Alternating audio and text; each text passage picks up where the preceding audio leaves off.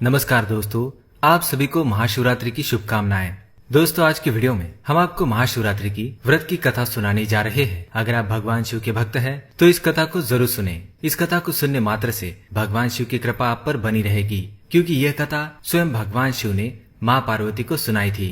दोस्तों, ऐसा माना जाता है कि महाशिवरात्रि के दिन ही शिवलिंग की उत्पत्ति हुई थी और इसी दिन को भगवान शिव के जन्म दिवस पर मनाया जाता है। ऐसा माना जाता है कि भगवान विष्णु और ब्रह्मदेव ने सर्वप्रथम शिवलिंग की पूजा की थी और माँ लक्ष्मी, माँ सरस्वती, इंद्रदेव की पत्नी रति तथा माँ गायत्री ने शिवरात्रि का व्रत रखा था।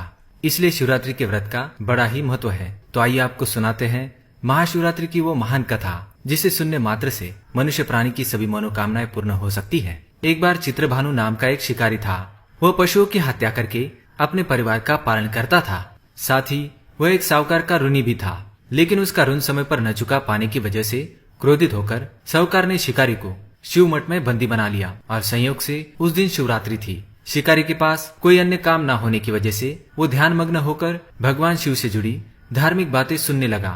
चतुर्दशी को उसने शिवरात्रि की व्रत की कथा भी सुनी। संध्या काल होते ही साहूकार ने उसे बंदी गृह से बाहर निकाला और उसे ऋण चुकाने के विषय में बात की। शिकारी ने अगले दिन सारा कर्जा लौटा देने का वचन देकर बंधन से छूट गया। अपनी दिनचर्या की भांति वह जंगल में शिकार के लिए निकला, लेकिन दिन भर बंदीगृह में रहने के कारण भूख प्यास से वह व्याकुल हो गया था और फिर शिकार करने के लिए वह एक तालाब के किनारे बेलपत्र के वृक्ष पर बैठ गया। बेल के वृक्ष के नीचे एक शिवलिंग था जो बेलपत्रों से ढका हुआ था। शिकारी को इस बात का पता नहीं था। बेल के वृक्ष पर बैठे बैठे ही वह पत्ते तोड़ने लगा और नीचे फेंकने लगा, लेकिन संयोग से ही वो बेलपत्र भगवान शिव के शिवलिंग पर गिर रहे थे। इस प्रकार दिन भर भूखे प्यासे शिकारी का व्रत भी हो गया और शिवलिंग पर बेलपत्र भी चढ़ाए गए। इससे उसका शिवरात्रि का व्रत भी सफल हो गया। एक रात्रि बीत जाने के बाद एक गर्भधारण की हुई हिरनी तालाब पर पानी पीने पहुंची। शिकारी ने धनुष पर तीर चढ़ाकर प्रत्यंचा खींची तो हिरनी बोली, मैं गर्भिणी हूँ, शीघ्र ही प्रसव करूंगी।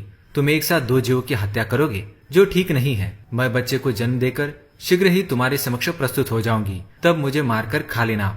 शिकारी ने प्रत्यंचा ढीली कर दी और उस हिरनी को जाने दिया। उसके थोड़ी देर बाद और एक हिरनी उधर से निकली। शिकारी की प्रसन्नता का ठिकाना नहीं रहा। समीप आने पर उसने धनुष पर बाण चढ़ाया।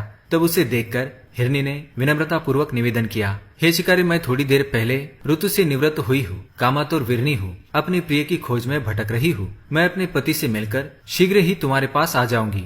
उसकी बात सुनकर शिकारी ने उसे भी जाने दिया। 2 बार शिकार को खोकर उसका माथा ठनक गया और वह चिंता में पड़ गया। रात्रि का आखिरी पहर बीत गया। तभी एक अन्य हिरनी अपने बच्चों के साथ उधर से निकली। शिकारी के लिए यह स्वर्णिम अवसर था। उसने धनुष पर तीर चढ़ाने में देर नहीं लगाई। वह तीर छोड़ने ही वाला था कि हिरनी बोली, हे पारदी, मैं इन बच्चों को इनके पिता के हवाले करके लौट आऊंगी। इस समय मेरा शिकार मत करना। उसकी बात सुनकर शिकारी हंसा और बोला, सामने आए शिकार को छोड़ दूं? मैं ऐसा मूर्ख नहीं। इससे पहले मैं अपना 2 बार शिकार खो चुका हूँ। मेरे बच्चे भूख प्यास से तड़प रहे होंगे। उत्तर में हिरनी ने कहा, जैसे तुम्हें अपने बच्चों की ममता सता रही है, ठीक वैसे ही मुझे भी अपने बच्चों की चिंता सता रही है। इसलिए बच्चों के नाम पर मैं थोड़ी देर के लिए जीवनदान मांग रही हूँ। हे पारदी, मेरा विश्वास कर। मैं इन्हें इनके पिता के पास छोड़कर तुरंत लौटने का वचन देती हूँ। हिरनी की बात सुनकर शिकारी को उस पर दया आ गई। उसने उस हिरनी को भी जाने दिया। शिकार के अभाव में बेल वृक्ष पर बैठा शिकारी बेलपत्र तोड़कर नीचे फेंकता ही जा रहा था। पौ फटने को हुई तो एक धष्टपुष्ट हिरन उसी रास्ते पर आ गया।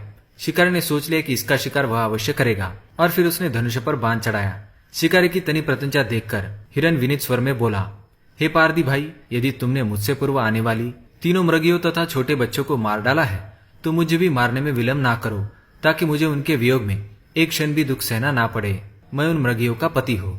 यदि तुमने उन्हें जीवन दान दिया है तो मुझ पर भी कुछ पल के लिए कृपा करो। मैं उनसे मिलकर तुम्हारे समक्ष उपस्थित हो जाऊंगा। उस हिरण की बात सुनते ही शिकारी के सामने पूरी रात का घटना चक्र घूम गया। उसने सारी कथा उस हिरण को सुना दी। तब हिरण ने कहा, मेरी 3 पत्नियां जिस प्रकार प्रतिज्ञाबद्ध होकर गई है, मेरी मृत्यु से अपने धर्म का पालन नहीं कर पाएंगी। अतः जैसे तुमने उन्हें विश्वास पात्र मानकर छोड़ा है, वैसे ही मुझे भी जाने दो।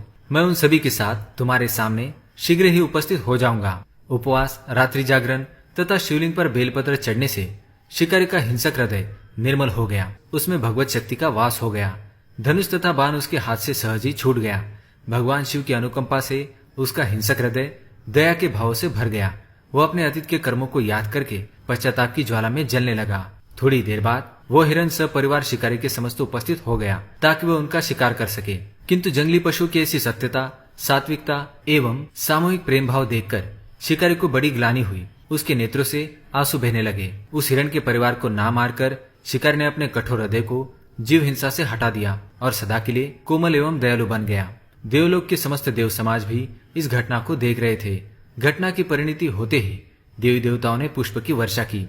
तब शिकारी एवं उस हिरण के परिवार को मोक्ष की प्राप्ति हो गई। इसी तरह दोस्तों, अनजाने में ही शिकारी का महाशिवरात्रि का व्रत हो गया और उसे मोक्ष की प्राप्ति हो गई।